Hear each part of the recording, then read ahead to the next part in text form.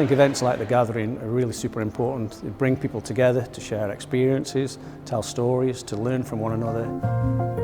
I think if you had spoken to people in 2008 and said this is what will have happened with 1,000 projects, over 100 million invested, no one could have predicted that. I think the Climate Challenge Fund is a great example of something that starts from a political ambition that's been turned into grassroots action and has got demonstrable and evidential success.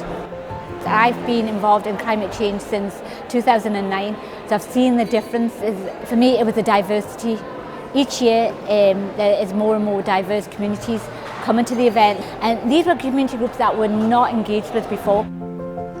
We need to bother about climate change. We've heard at the conference today, which has been fantastic. We've got 12 years. 12 years is not a long time to really make that huge impact. In the year of young people in particular, the prospects for a career in the environmental sector is enormous. We actually need these young people with their ideas, enthusiasm to make that change. I was involved in the workshop that the Scottish Government led, engaging with the public around climate change, and I think it totally is going to, and it is impacting on Scotland now. We're seeing more extreme weather, we are seeing changing climate, and I think that's really why something like the CCF is really important. 2016 was the hottest year ever recorded globally, and this past summer was declared one of the joint hottest on record for the UK. Sometimes it may feel like it's something which is far away and something that we can't tackle individually, but I think communities working together really does showcase those small behaviour changes really do add up. Well, if we think climate change isn't going to impact us in Scotland, then I think we're very much mistaken. We need to see it very much as a positive opportunity to create the sort of communities that are actually worth living in, and create the sort of caring, sharing, thriving communities which actually give us all a sense of well-being and a sense of purpose in our lives.